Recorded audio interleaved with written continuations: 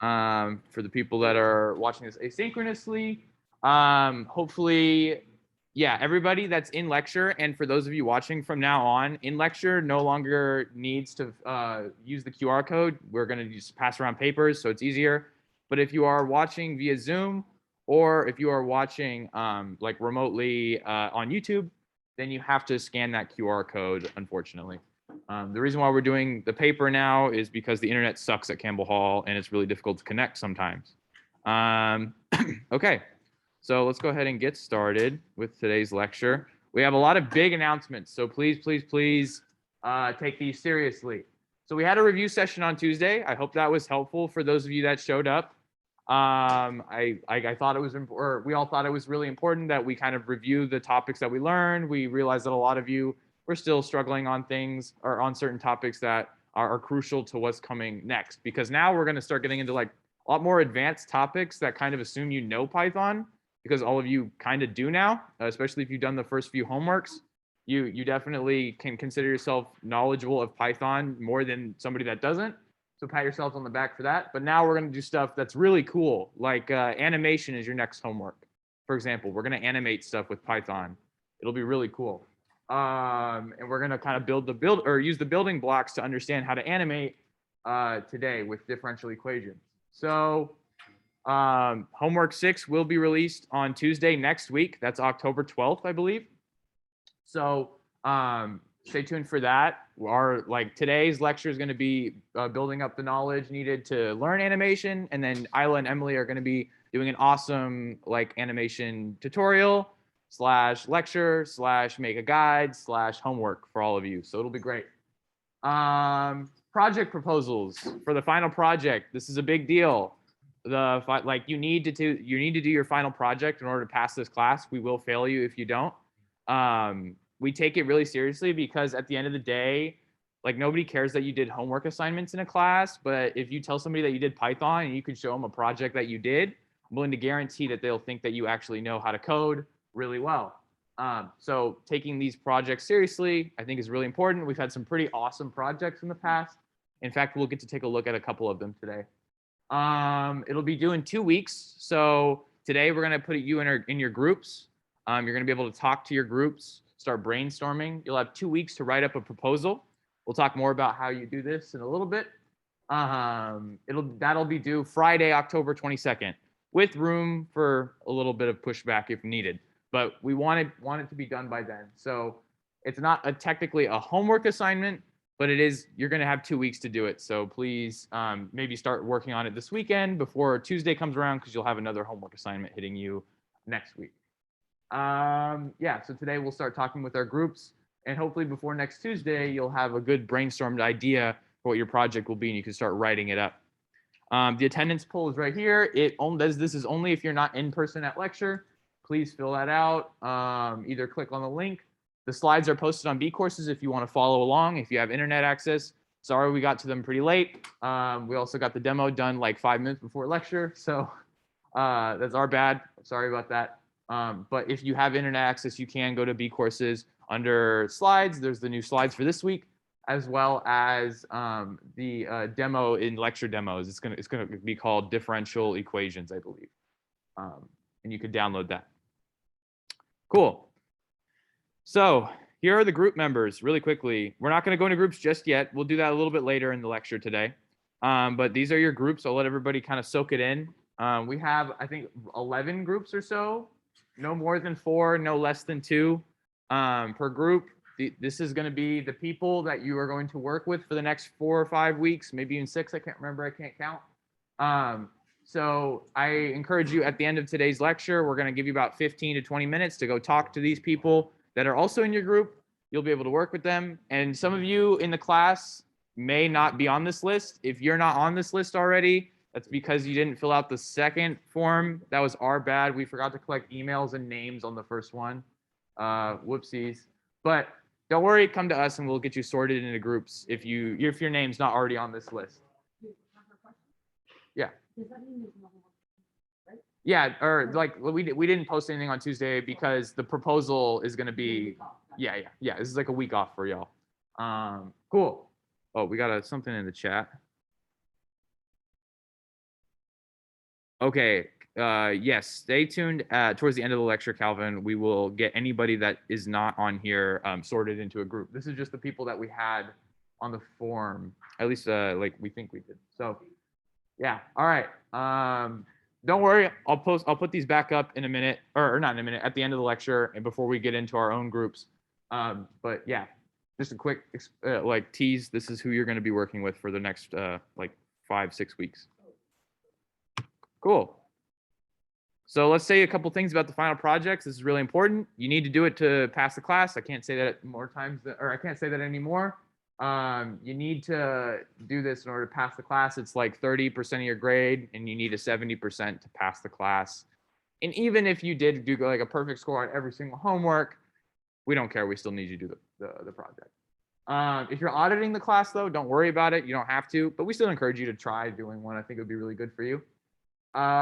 Here's some potential ideas for inspiration, just like what we've seen in the past, slash like what we think is capable of being done, like n-body simulation, so simulating how gravity works with like lots of little particles.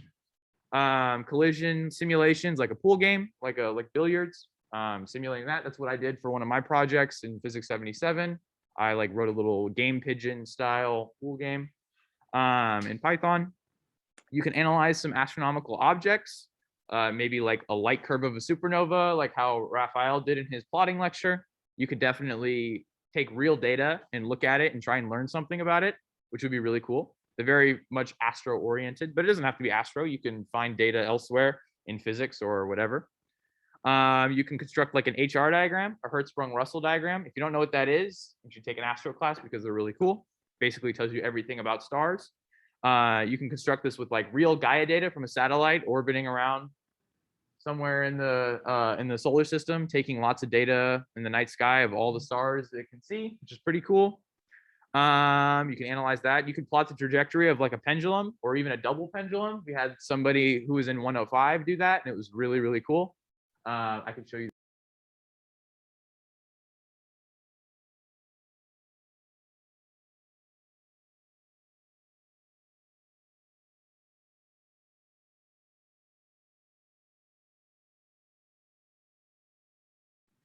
Can you all hear me again on the Zoom? I know I'm not sharing my screen. Yeah, here, let me share my screen again and start recording. Oh, pause. Okay, we're still recording. Cool. All right, that was weird. Ooh. Okay, and just, yeah, so we're back. Cool. All right, and y'all can see the screen. Good. Sorry about that. And just a little bit more, you could do like, you could simulate like the transit method between like exoplanets. So like you could simulate planets orbiting around a star, and like head on, you can kind of simulate their light curves. That's how we discover planets. You could do a simulation of that. We've had somebody do that before. You can always ask us for more ideas, or if you have your own idea, we could tell you like how reasonable it could be done in the time span that you have. And then also you could like animate stuff, like act like some fractals, for example, like something that like keeps like recurring in on itself. Basically a lot of recursion, which is kind of cool. So those are just some of the ideas, and we can like take a look at what people have done in the past. If we click on this little link, you can go to our website. If you didn't know we had one, we do. It's really cool. It's got lots of information about the course, but whatever you guys do or whatever y'all do this semester, we're going to put it on the website. So we have final projects from fall 2020, spring 2021, and soon fall 2021 will be where your projects will be. Here's a couple examples from last semester. We had somebody do a double pendulum with the Lagrangian formalism, which is pretty cool. There's like a video you can, like, I encourage you all to go to this website and click on them. You can download the videos and see what people animated. Usually a lot of people love to do animation for some reason. It's like really cool. Here's somebody made like an HR diagram for Messier 15 and Messier 45. Those are like giant globular clusters of like hundreds of thousands, if not millions and millions of stars, which is really cool. Somebody simulated or tried to simulate a galaxy, like a spiral galaxy, which is pretty cool with n-body collision, or without collisions, but like just using dark matter or gravity, which is pretty cool. That was pretty ambitious. We had some people do just like a standard n-body model, which was pretty cool. And somebody simulated like a full-on TRAPPIST-1 exoplanet system. So these are just some of the projects. There's more in like fall 2020. If we go back to home, there's like somebody animated like an HR diagram, did like a 3D color magnitude diagram of Mezgay 4, the globular cluster, another simulation of the TRAPPIST-1 system, and so on. So like soon, hopefully by December, y'all will be able to have your projects posted on here. And we show this to anybody who joins the class. This is kind of like the big link. I'm like, yo, go to pythondecal.github.io. And they check it out and they're really impressed. So yeah, if you work really hard, you'll have a really cool project to show people. You can even send them a link and they'll be really impressed, and it'll help you out in the future. The more effort you put into this, the better it'll be for you, the better it'll be for like your future projects and like building up your skills and stuff. So please take it seriously. It'll help you a lot, I promise. Whoa, where's my slides? There they are. Cool. So with that, yeah, here's just some pictures and stuff. More pictures of cool things people have done, lots of space data.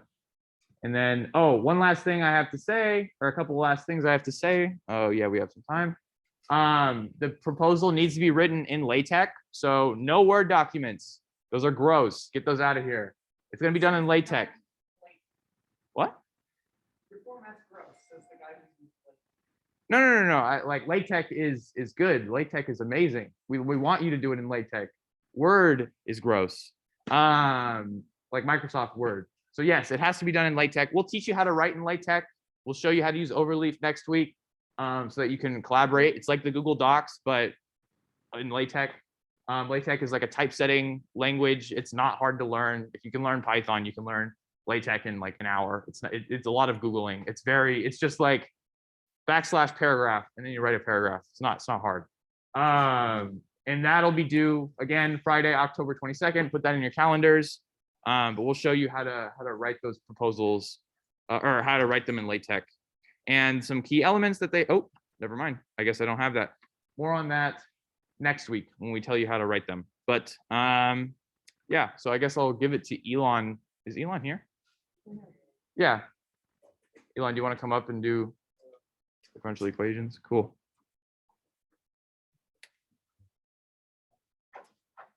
Yeah, so this is going to be a cool topic. This will be very important for animation next week. But yeah, here's your introduction to differential equations with Python. All right. Make sure you stay close to things. Yeah. Not very excited today, so yeah. But anyway, let's close the door first.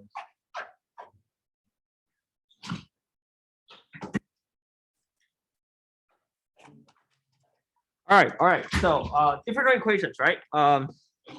These are what actually governs physics. Yeah. So like normally, like I don't know, like for the things that we did before, we give you an equation, right? Say like force equals this, and then or like maybe a position as a function of time straight away, or some other stuff, right? But those are just like solutions to like some stupid differential equations. But really, what these are what governs the motions or like the behaviors of EM field, et cetera, motions of like everything going on in the universe. For example, right, F equals ma. This Newton's second law. Hope everyone knows that. This is a differential equation.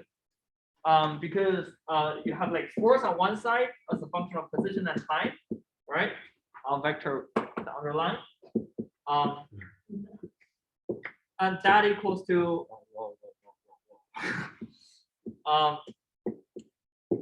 something that looks like this, right? Second derivative of position, which is time, which is acceleration. So this very simple differential equation is what you may going to solve. You may be solving at some point, right?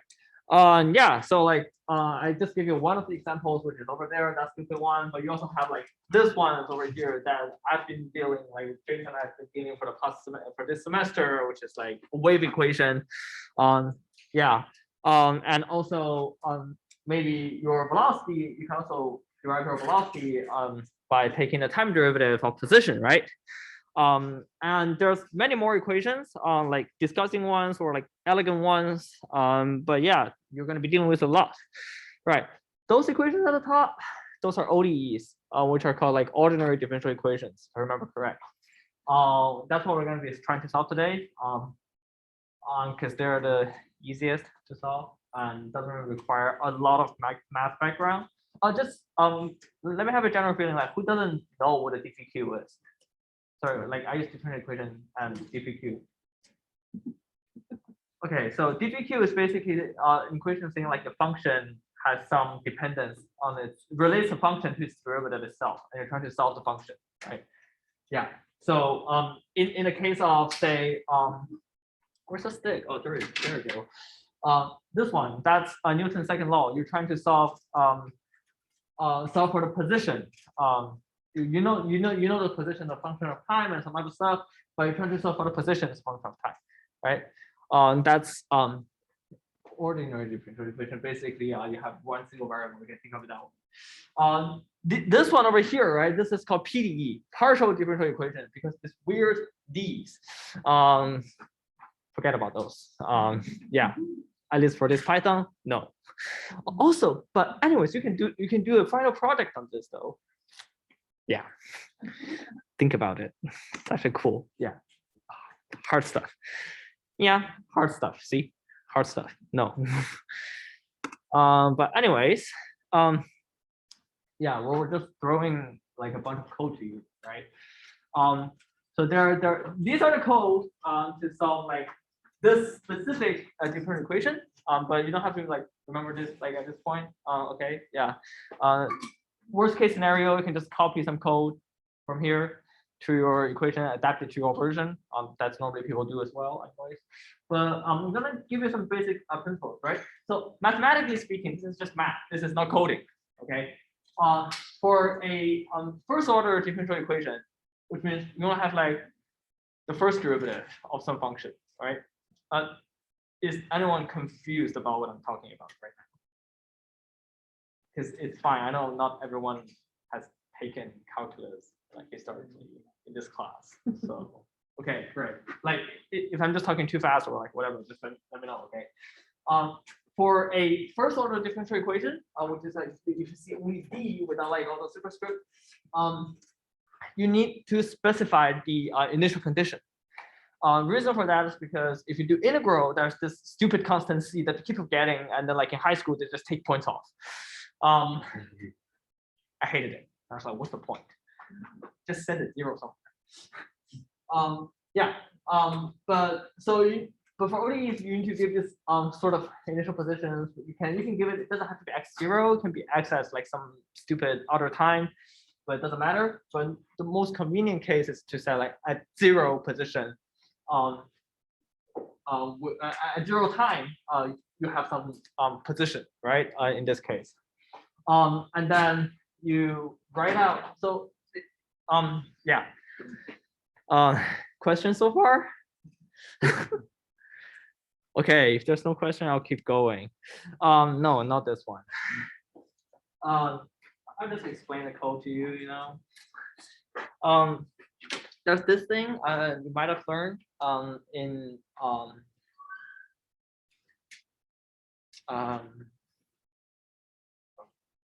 high school. Yeah, which is Euler's method to solve differential equation, right? Which is essentially an approximation. All right. Say I have over here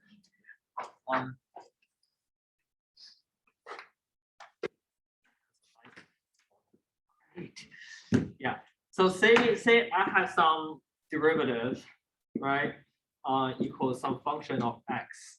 All right. Does that make sense? Okay.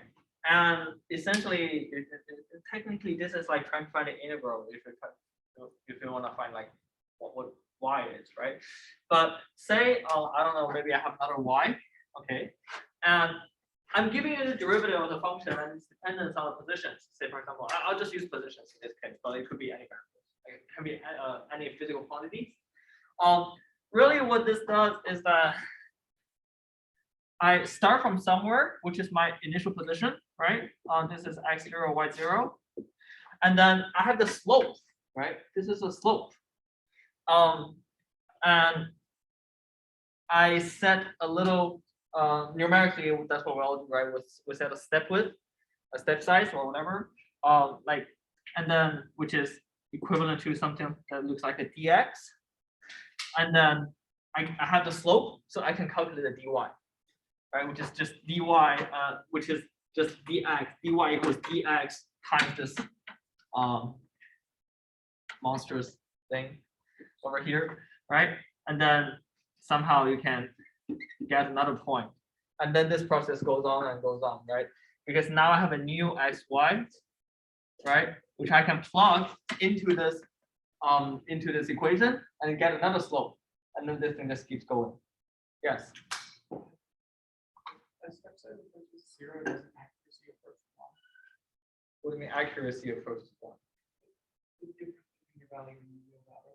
Basically, the value you get and the value you're supposed to get, and you divide them to become a ratio. Yeah, you're right. The smaller the step size you get, the closer you are to the real answer. Oh, you mean the ratio between your stuff? Oh, the percentage error. Is that what you're saying? Yeah, yeah. Okay, yeah, okay, yeah, sure. Yeah. Yeah, but again, this depends on the step size, right? You can't like, if you're integrating, I don't know if this thing ranges from like say x equals 0 to x equals 100, don't use dx equals 50, okay? Because I mean it's gonna give you an answer, it's an approximation, but it's really bad approximation, right? And that's basically Euler's method, and that's essentially what's happening over here. You set up a dx, which is the set size, and then you set up the initial conditions. You write your derivative as a function of x and y, or maybe some other variables as well. And then you create some x arrays and y arrays. And then you just literally do your derivative, your dy equals your derivative times your dx. And then your y is your previous y value multiplied by this little change dy. Oh, sorry, add by the little change dy, right? And then you just keep updating this array, and eventually you get a numerical solution to this differential equation, right? If this is too complicated to you, we uploaded this demo. That's on B courses. We might not have time to show it today, but definitely read through it. This is Euler's method, which is not so good, and it's very complicated, and you have to write your own functions, which is bad. So there's SciFi as well, right?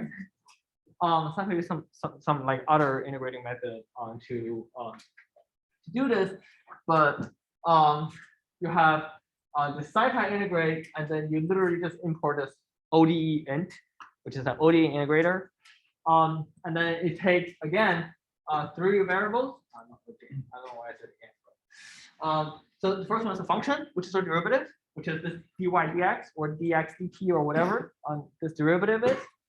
And then you set up your initial condition on y, and then your this t over here, which is your independent variables. That makes sense? Yeah, which is like this x over here, right? So in physics, often this is like actually t, right? Time. Like how a system evolves with time according to some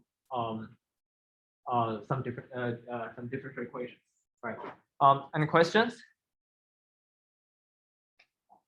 Great. And there is this documentation over here. Oh God. Yeah, and there's this documentation in the link. Or you can just literally Google like SciFi Integrate ODE and then you can find it. Read through it, see what's going on. This is faster and more accurate, as we can show you in the demo. Yeah, okay. Let's just forget about it. Okay. I think we have time for a little bit of a demo. Yeah. I can show it. Sure. I don't know how your computer works, but sure. Yeah. Any questions so far? it's me and James talking today just because I made a slide, the slide a year ago, and then James wants me to actually present it. So I'm like, yeah, okay. Yeah, okay. Bye. Okay, so long story short, the Euler method is just a way to solve a differential equation using a computer. It gives you a like kind of an intuition as to what's going on, right? If you have some like really complicated curve, you're essentially just taking like a differential step in x and seeing what happens with your differential change in y. You're calculating dy dx, and you're using the approximation that dy is just a little step up in dx, a little step to the right. And you can just kind of do that step by step by step and do your approximation that way. It's really bad. It's actually like probably the worst way to solve a differential equation. We don't recommend that you use that. There are many, many other methods that you will probably learn in your other classes. If you take Physics 105, they have a really good notebook that explains what symplectic Euler formalism is and what a Runge-Kutta like differential equation solver does. Those are like way more sophisticated, way better tools for you to use. But this is just an introduction to what, like how to solve differential equations in general with Python. Yeah, and if you want to learn how to do PDEs, good luck. Take another class. I don't know how to do that either. Cool. So we have a little bit of a demo. It's posted on B courses. Don't worry, this is not like a follow after me demo. So don't try and code everything. I promise you, you won't be able to get to it in time. So just kind of like, let me be your like kind of guide through what this is. And if you want, you can look at it at your own time. But the whole point of it is just to show kind of like how bad Euler's method is. So we kind of define Euler's method here. We say that like the second time derivative is like x double dot. You may have seen this in your physics classes. A dot over something means a time derivative. 2 dots means a second time derivative, and so on. We essentially just take some like steps, like what Elon said. Don't really look at this too hard unless you're like spending some time to really think about it. But this is Euler's method, where you take your little step in x and see what happens with, or your little step in t for this case, because t is your independent variable, and see what happens to x. With that, we write like a little Python function. You can play with this later. And my question to you is like, okay, well, what if I wanted to figure out the trajectory of like a spring, or like the x trajectory of this mass on a spring? Well, this is a pretty easy equation. It's governed by like x double dot is equal to negative omega squared x. We derive this in like the 7a or 5a series using a little bit of calculus. Super cool. But if you want to like solve like find the trajectory with respect to time numerically, instead of like finding out that it's a sine or a cosine, or like doing all those boundary condition matching and stuff, gross. You can like, we know what omega is, and we know conservation of energy, and we can play around and use the Euler method to solve this equation based off of like the formalism we write up here. Please worry about that, please check it out in your own time. If you have questions, come to office hours as to exactly what's going on. But this is just to show what happens. So n at the top just stands for like the number of steps we take. The bigger the n, the smaller the step size. You can see that with low n, this is absolutely awful. Are you kidding me? It goes from like it like exponentially gets bigger. That's saying your spring can just like keep growing in size. That doesn't work. You make it like 10 times more steps, then hey, it's starting to be better. And then 100 times more steps, and it's starting to be pretty reliable. Except when you look at energy, you realize this is going exponentially. That's not right. That's not how energy works. This one's increasing linearly, like from 0.5 to 0.7. That's pretty good. And then this one's going from 0.5 to 0.52. So they all suck, but this one's less than this one than this one. So just yeah. If that's linear, can't you increase the amplitude, unpack the energy, and just fix the approximation? That is one way to do it. Yeah. And it like the reason why this sucks is because it doesn't preserve volume and phase space. Not important what that means. Basically, it gets more and more accurate the more steps you take. That's really all I'm trying to get across with Euler's method. But it still sucks. So that's why we use SciFi's ODE solver. And even with the most accurate one, this is the 10 to the 5 steps for the Euler, like the red. That's the most accurate we got. The SciFi, without even specifying how many steps to take, does way better. It's like, it's just fine. That's the whole point of it. You don't really need to pay attention to the code unless you want to like recreate it yourself, but you can just check it out. It's posted on B courses. That's all I really wanted to say about like differential equations today. And with the rest of our time, we can go back to the slides. And now with the remaining time we have, feel free to start forming groups with people that are in your group. Y'all will be able to run free. If you don't see your name up here, please come to the front. The instructors and myself will be up here to help you get situated into groups. Yeah, feel free to go. And then or like don't leave, but like talk to your group for the remaining time in lecture and start brainstorming what you want to do for your final project. Y'all are in groups based off of interest. So all of you kind of put the same things, hopefully. So yeah, have fun. And then Zoom people, I will help you in just a second. Yeah, so feel free to get into groups. Go, yeah. If you don't know who your partner is? Oh, you don't know what they look like. Oh, that's a good point. Damn, I didn't think about that. Okay, if you don't know who your partner is, then come up to the front. Just, yeah.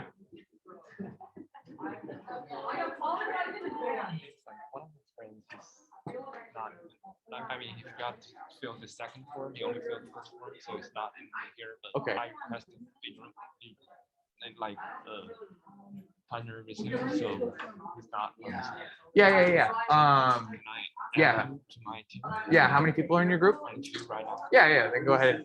Just tell them that then they'll be in your group. What's their name so I can?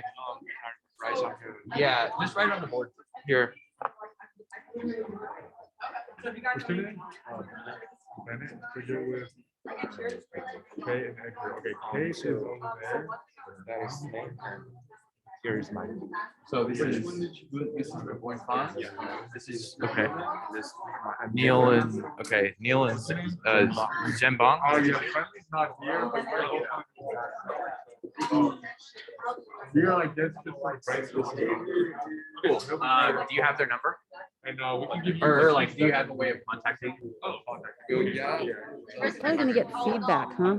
Should go ahead and- If you have a way of contacting them, then just reach out to them either by email, text, or whatever, and tell them that you're in they're part of your group. Yeah, I just. Yeah, cool. So just tell them tell them that you're in their group. So that'll be one for you. I have a quick question. Is there another Sunny in this class? Not that I know. Maybe. Oh wait, because you're.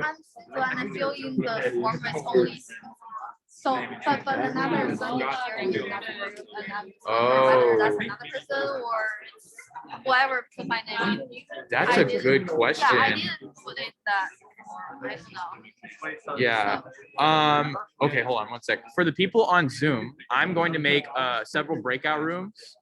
And you could.